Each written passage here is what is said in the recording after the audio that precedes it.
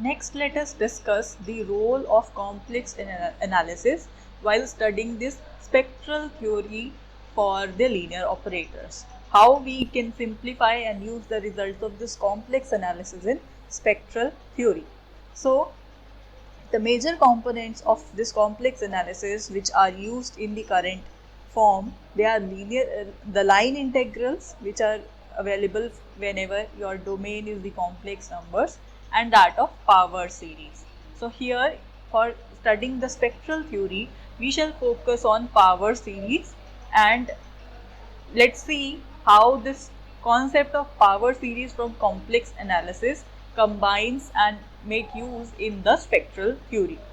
So for that, we already studied about this theorem which gives us a series representation for the resolvent vector. So let's revise it quickly. It says that for every lambda naught belonging to rho of T, so we say for every element, every complex number which is present in the resolvent set, R lambda T, right, for the operator R lambda T, which is the resolvent operator of the operator T, which is a bounded linear operator defined on the complex Banach space X, that has a power series representation given by equation 1. This we already know, and this representation converges absolutely for every value of lambda which lies in this disk. So what is this disk eventually?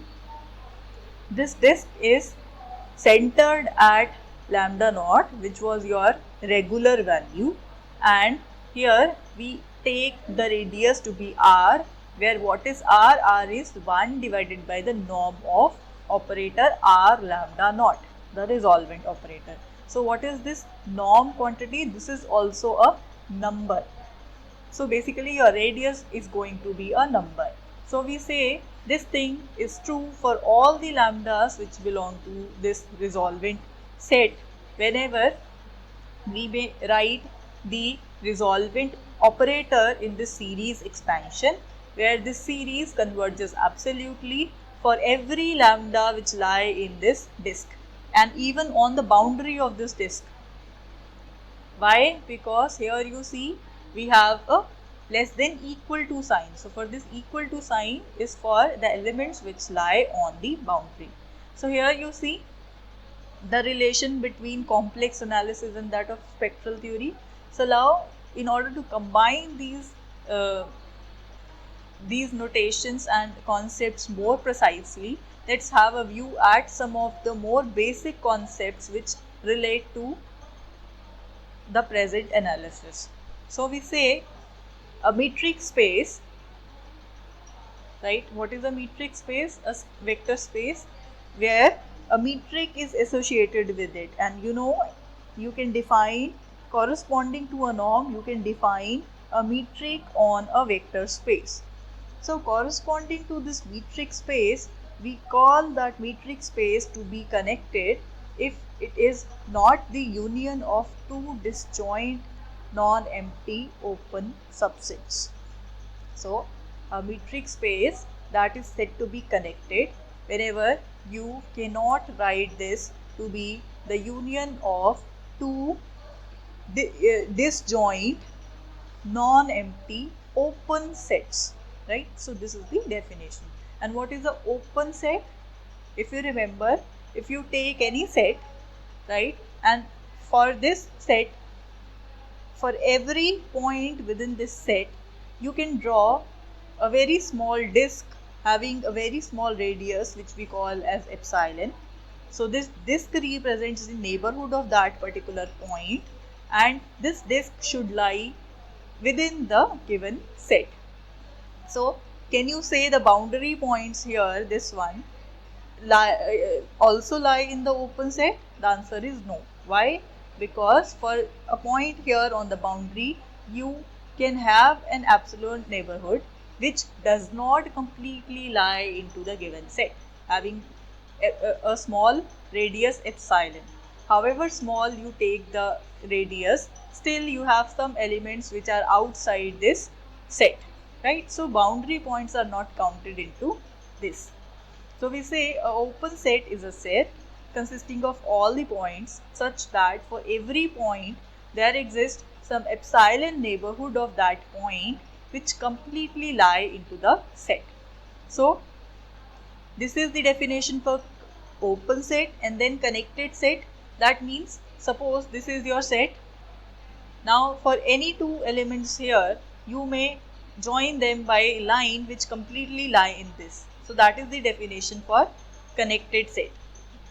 Right, for each pair of points they could be joined by broken line segments lying completely in G. So this set G would now be connected. Let's see another example where it is not connected. Suppose your region or domain is this one. So here, if you take one point here, you cannot join by two line segments which completely lie into this. You have to go outside of this set. So this is not connected, right? So for this definition here, we are now ready to define the domain of domain G in the complex plane.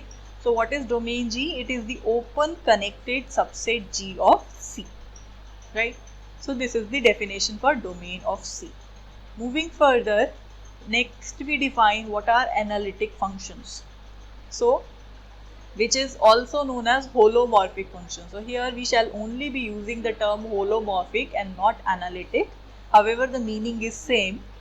So here we say a complex valued function h of a complex variable lambda that is said to be holomorphic on a domain G of a complex lambda plane if this h is defined and differentiable on G using the following relation. For one thing, this h should be defined on that domain. Another thing, it should be differentiable on that domain. So this is the definition for derivative that we all know. This should exist for every lambda present in the domain, right? Now this is for the function h which is defined for a complex variable lambda. Now what if we define the same for every element on G? There is also another definition in terms of series representation where we may say that the given function h is holomorphic. So let's see what's the definition. It says that h is holomorphic on G if and only if at every point of this domain G it has a power series representation. So you see how powerful this definition is. So it has a power series representation h of lambda, which is the summation of lambda minus lambda naught raised to power j multiplied by cj's, where the radius of convergence of this power series is non-zero. So that means we may relate this definition with our previous definition. So you see this definition says h of lambda could be written as this infinite series of cj lambda minus lambda naught raised to power j, where what are these cj's? These cj's are, if you look at equation number 1, so your cj's are basically this thing, right, according to the definition. So let's go back. So your cj's are f of r lambda naught t raised to power j plus 1x, where what is this f? F is the function which belong to the dual space of x, right? So with these properties, let's now define a result which defines the holomorphy on r lambda. So how do we define this operator to be differentiable or holomorphic? That is the thing.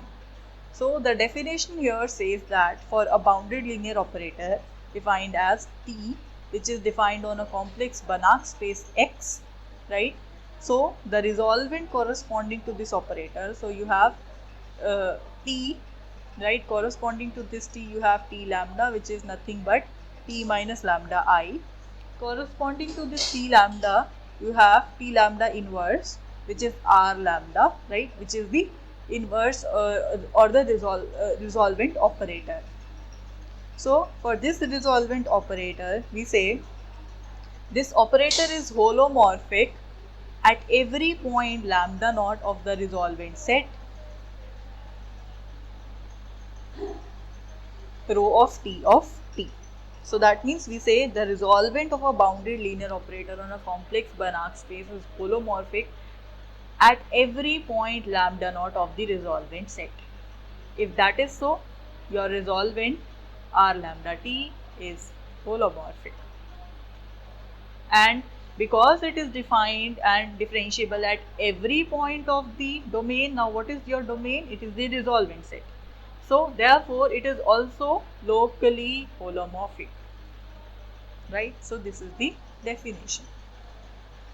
Next we have a theorem for the resolvent. Now let's see what this theorem says. It says whenever T is a bounded linear operator defined on a complex Banach space, then if you take a complex number from the resolvent set rho of T, so this lambda, which is a regular value, for this lambda we may have the norm of R lambda, which is the resolvent operator, greater than equal to 1 by delta of lambda, where what is this delta of lambda? This is the distance between this lambda and the elements of the spectrum set, right? So this delta of lambda represents the distance of lambda to the spectrum set. So according to this distance, we define the norm of the resolvent operator R lambda here. And moreover, you see, if you make this distance very small, that it should tend to infinity. If we say delta of lambda tends to infinity, then 1 by delta of lambda would tends to infinity. If this thing tends to 0, this thing will tend to infinity, and this thing, the norm of R lambda, would be greater than infinity if this thing happens. So this is the theorem.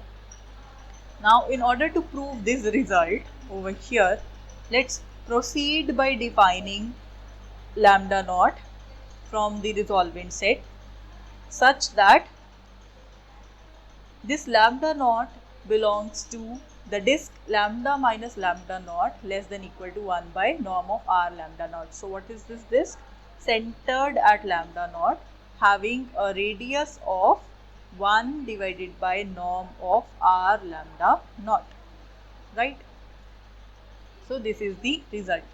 So what we are saying? We are saying for every lambda naught that lies in this disk, we say that is a element of the resolvent set. So here we assume that the spectrum of the operator T is non-empty. This is our assumption, and in fact we shall prove this result also. So we are assuming this sigma of T is non-empty. So if this is non-empty, then we may define this distance, because there would at least be one element which would be present in the spectrum set, so that we may measure the distance of this lambda naught from the spectrum set, and this distance is defined by this delta of lambda naught. So we say the distance from lambda naught to the spectrum must at least be equal to the radius of the disk. Why?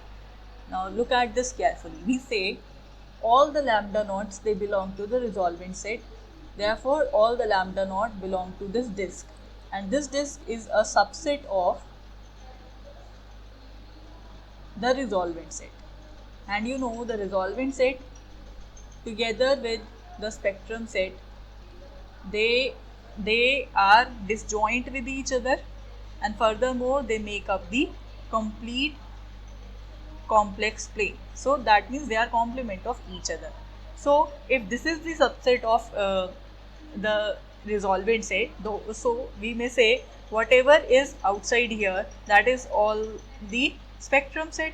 So whatever lambda you take here within this disk, so the distance would at least be the radius of this disk. Why? Because there could be elements which are also of this resolvent set which are also present outside this disk. So we may say the distance must at least be equal to the radius of this disk, right? So according to that, your delta of lambda naught should be greater than equal to 1 by norm of r lambda naught. Why this is so? Because we are saying the distance must at least be equal to this. So that means it could either be equal to this radius or it could be greater than this radius, right? So rearranging this, shifting this here and this here, we may have the norm of r lambda naught greater than equal to 1 by delta of lambda naught for every lambda naught which is present in this disk of the resolvent set, right? So this is what we wanted to prove here, that norm of r lambda is greater than equal to 1 by delta lambda. Now we have proved the result for a single lambda naught, right? So this thing is true in general because our lambda naught that we have considered was an arbitrary number, and the next result follows immediately from this result, that is whenever you take this delta of lambda approaching 0, you have the norm of r lambda approaching infinity.